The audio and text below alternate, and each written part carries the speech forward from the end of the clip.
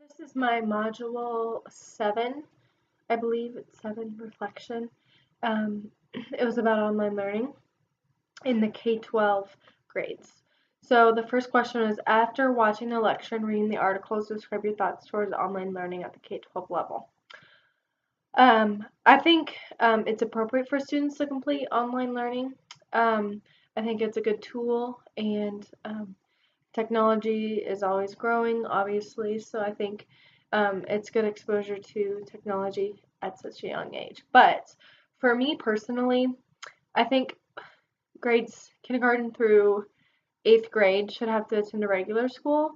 Um, Maybe in junior high be able to take 1 or 2 online courses, but they still have to be in physical school for most of the day. I think that's because if a child is not going to school, they're not getting that interaction with people, and their social skills aren't developing. Um, at least the majority of the people who are, the majority of the children. I think it's just so important for developmental purposes for them to be attending a regular school. So at that age level, I don't think it's appropriate to be fully online, but in high school, I think it'd be good for them to do supplemental learning, so that they have to still attend physical class but can have some assignments online. So I don't know. I'm not a big believer in fully online courses just because I think it takes away of your experience, but I guess, times are changing and it's just moving that direction. But I also think that at a young age, children would need so much help learning how to navigate the LMS, whatever they're using, and so they need help from their parents. And I think just a lot of problems with parents helping their children in some cases. I just think a lot of problems would occur with that, and a child really wouldn't get the full grip of what they're learning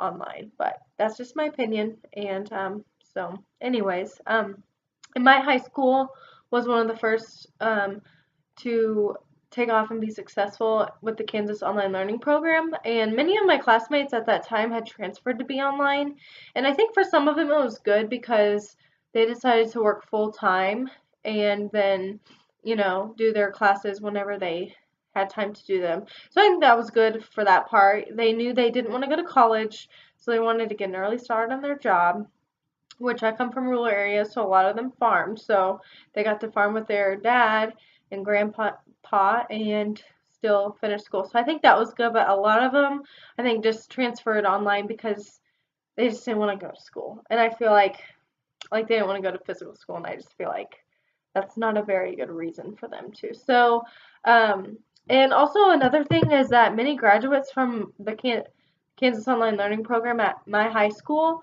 are from all across the nation, and they're people who dropped out of high school when they were younger, and they're going back to get their high school diploma, and I think that's just awesome. So I think that's a great benefit of online learning. So the second question was, do you think every state should require students to complete an online course for graduation? Yes, I do. I haven't heard of any states, obviously from that chart, Kansas wasn't one of them, but I do think that it would be good for them because from especially small schools, like the video said, not very many elective classes are offered, or not a very good variety. And I think the rule should be, yes, you have to take an online course, and it has to be one that your high school does not offer. So that's my opinion on that. And then describe your experience working with the LMS. So I did Google Classroom, and I chose to work with that one because I use Gmail all the time. I use Drive, and we learned about Google Classroom last unit, and I just thought it was so awesome, and it seemed fairly easy and so easy to share with people. And if a whole school uses Gmail, if every kid has a Gmail account, why not use Google Classroom? So I think that was just a really good thing about it. And one thing I disliked about it was when I made my assignment, I made it through Google Forms, and it was a quiz, and it was just really confusing because I had to start in Forms, and then I had to create the quiz, and then I had to go and link it to the classroom, and it was just really confusing. I had to watch I Googled it, and I had to watch a YouTube video over how to do it. It was just really confusing. So I think once I could get the basis on how to do it, I think it'd be really a good thing to have in a classroom. So that is all I have. So thanks for listening.